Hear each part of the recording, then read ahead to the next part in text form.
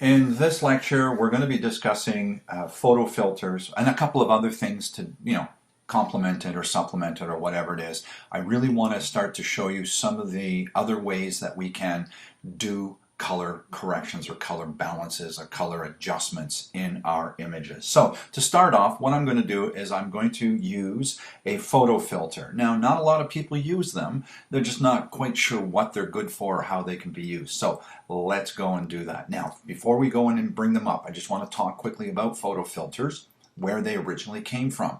Back in the days of film, we would put a filter over the lens if we had one type of film that we were shooting in a different lighting environment. As an example, most of the film that we buy or you guys buy is daylight based.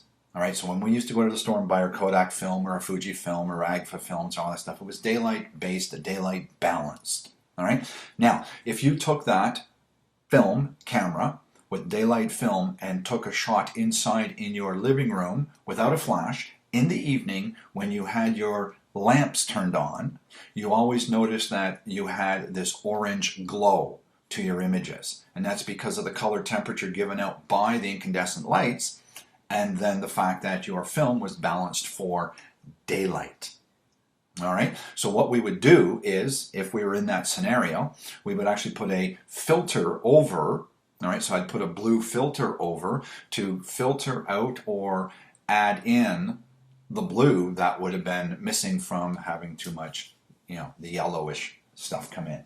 All right, so that's where filters started to come in, at least the ones that I'm going to work with and show you. All right, so this image here looks like it has it's a little bit on the cool side. Again, right out of the camera raw, no adjustments. A little bit on the cool side. All right, whatever the as shot was or whatever setting that I had on the camera.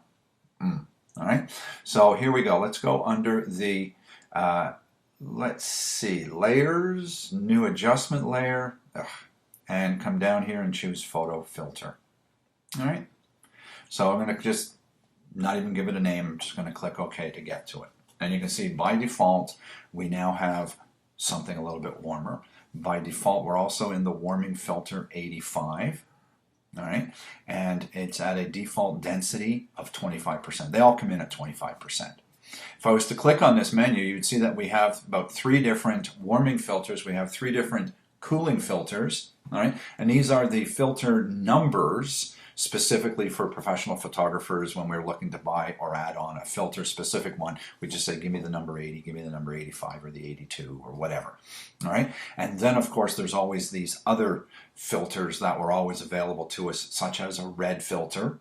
And black and white photographers in the film days would put a red filter on when they're shooting their skies, and they would want the clouds to really, have a lot of punch and kick to them.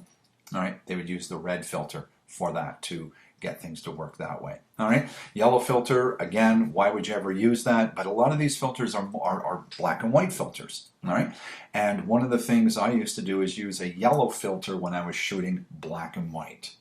What that does is it allows our skin tones to move up one zone. If you know anything about the Ansel Adams zone system, our cameras are geared to meter for middle gray, but the average skin tone is not middle gray. It's probably about zone 6. So using a yellow filter would take our skin tones up without having to do any other adjustments and all that kind of stuff. Anyways, I digress. We're back over here to the warming filter to add a little bit of warmth to this. I'm not sure, I'm totally convinced that that's the right amount. So what I generally do is come over here and I add this feature, which is I just set my opacity to 66%.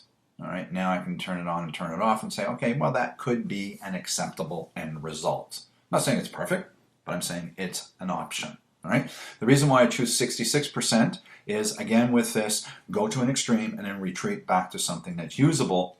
I have wiggle room to go from 66 all the way up to 100, but also to reduce this stuff. All right. So if I'm at that 2/3 point, I can go greater or much less. All right. So I'm going to turn that guy off, and I'm going to choose another filter in here. So let's just go down and choose another photo filter. This one here was the warming filter. So I'm just going to name this guy warming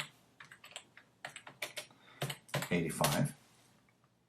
That doesn't say warming. Warming 85.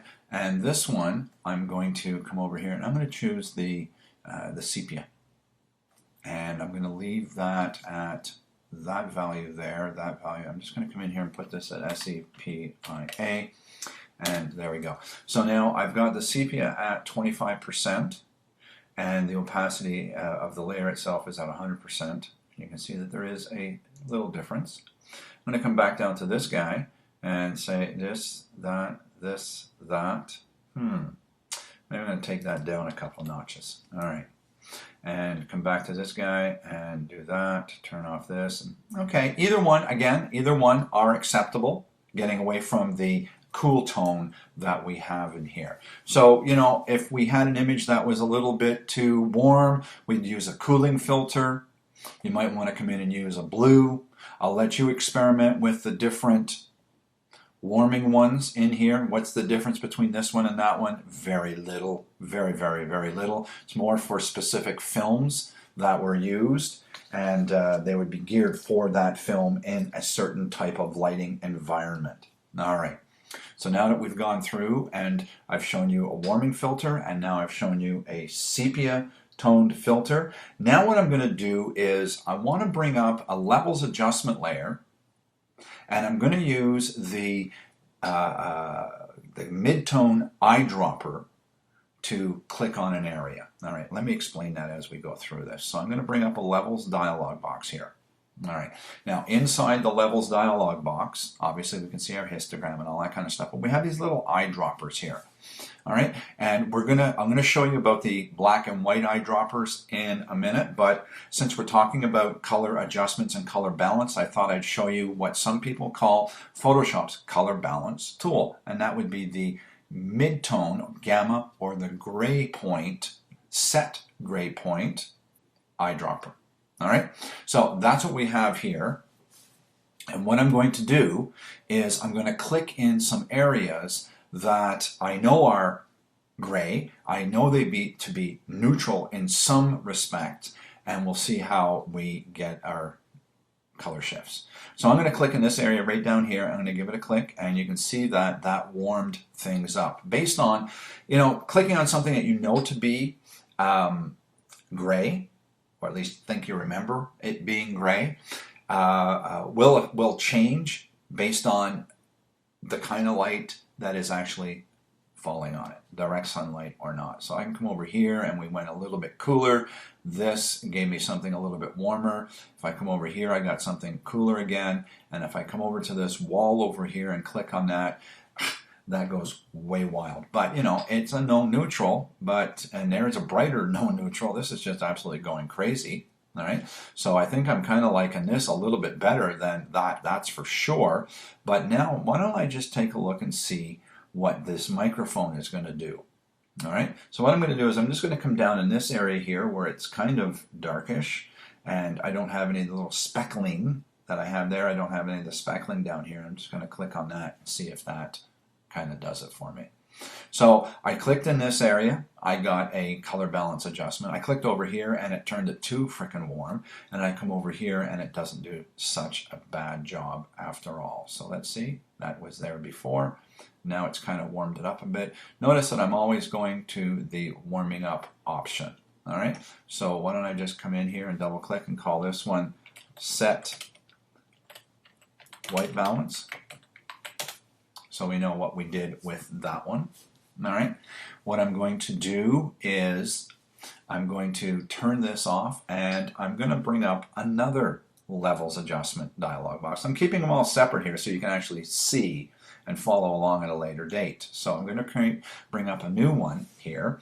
But what I want to do now is I want to adjust the histogram manually, all right, manually with the other thing. So I'm just going to call this one individual channels, all right? And what I'm going to do is I'm going to come into the RGB drop-down menu. I'm going to go to red. And we can see that my white is all the way over there and blown out, and I may want to pull that back. But what I'm going to do is I'm going to take the red slider, shadow slider here, and bring it to where this stuff starts to drop off and right there. And then I'm going to come into the green, and I'm going to pull that one over until I get to about there. It looks like it's about there. And then I'm going to go to the blue. So far it's looking pretty crappy. But when I start to bring the blue in, all of a sudden, wow, this is freaking amazing. I think this is probably one of the better adjustments right there. All right, we've played with the contrast and we got rid of that color cast by coming in and manually doing this. Wasn't there an auto feature that could have done this? Maybe. All right. Now, the other thing that the auto feature is not going to be able to do that I want to do is take a look at my histogram here, and you can see that I've got some blown out stuff up here. And that's, well, I mean, it's nondescript, it's part of a building, but I don't want it to be that blown out. So what I can do now is I can come down to what's known as my output levels, and I can actually take my output level, which is, this is white, and I can actually pull it back. Now I'm going to pull it back to an extreme so you can see what's going on, and you're going to see that these light shades over here will actually turn gray, or darken anyways. See what that's doing? It's darkening all that kind of stuff. So what I'm thinking is I might want to just bring it back a little bit that way, or better yet, I'd probably want to make that adjustment on a separate, all right, on a separate adjustment layer. So what I might want to do is come in, and I know I'm just going through this and all that kind of stuff, but if I pull this back, see how if I pull this one back, I'm darkening my image. Where I pulled it back on the other one, I was actually changing the color, and that's why I wanted to do that. So I'm just going to say pull, this one's going to be called pull back on highlights. All right, and then what I'm going to do is I'm just going to pull this back a little bit to about 250, 249. All right, and then these two go together. All right, so if I turn that on and off, all right, so that might be fine and dandy, but I'm thinking that even this could go up to 252, which is slightly better than being 255. All right, and then it's a subtle adjustment, but it would pull back on the spiking and all that kind of stuff that's going on. So that's another way to make, and I'm really, I don't know if you can tell, but I'm really excited. I think this is really good. This is really, really a good one. All right, now what I'm going to do is turn these guys off, and I'm going to show you yet one more way to go about doing that.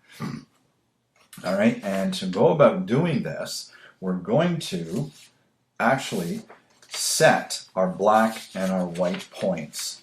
All right, this is just going over the top as far as I'm concerned, but man, this is going to be something else. All right, okay, now, all right, so now that we're finished with this image, I'm going to get rid of that one. I'm going to pull up one last one, Sammy Zoolander. All right, so this is daughter number 3, and she was just kind of hamming around in the backyard one day when I was out there, had my camera out, don't know what I was doing, doesn't matter what I was doing. Again, right out of Camera Raw, nothing done to the image whatsoever. But what happens a lot of times when we're shooting people, all right, is that whatever they're wearing gets reflected into their skin tones. All right, and I think there's too much of this orangey reddish stuff being reflected into our skin tones. So what I did was I created a cooling filter. Isn't that something? So there's a cooling filter. I've turned the mask off so it's not going to be showing. Here's a cooling filter, all right, as opposed to a warming filter. I've reduced the density of that down to 10%. If I turn this on and off, you can see there is a difference. See it? All right. Now, I've also reduced the layer opacity down to 66%. It seems to be something that I enjoy doing on a regular basis. But what I want to do is I want to bring back the warmth that was originally in the top that she was wearing. So in order for that to happen, what I had to do is I had to start painting on the mask. And that's what I did. So I'm just going to hold the shift key down to enable it, all right, and to disable. And you can see, just keep your eyes on the top here and you'll see how it comes back to being more vibrant and there it is, less, more, less, more, less, more. Now, I'm going to hold down the Option key and I'm going to click on the mask in the layer panel there, and that way you'll actually see the mask that I have going on in here. All right, and white is revealing the cooling effect, black is protecting. All right, so the black that's being protecting is, this is her arms up here, and then this is a gradient that I drew in, all right, with the gradient tool, black to white, coming in here to block off in a gradual fashion, all right, her top. And then I just went in with a black paintbrush and painted a soft-edged paintbrush and painted in around her arms and all that kind of stuff in there. And in her hair, all right, and in her hair, because I didn't necessarily want the cooling effect to go on in her hair. I liked the extra warmth that's in her hair. So the painting up here did her sleeves and her hair, and then the painting down in the lower left corner, all right, helped this to come back to its normal. And then the cooling effect is just on her skin tones coming down into here and a little bit on the bench, and obviously the green stuff up here, whatever. All right, there you go. That's that stuff for working and adjusting with our images. And the next thing I want to bring up is going to be a family portrait.